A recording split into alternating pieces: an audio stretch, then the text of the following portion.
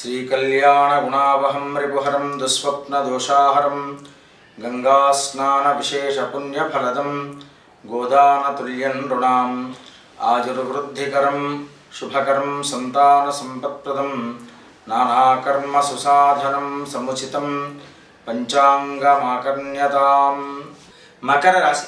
ఈ రాశి వారికి కాస్త ఆనందదాయకంగా కాలం గడుపుతూ ఉంటారు.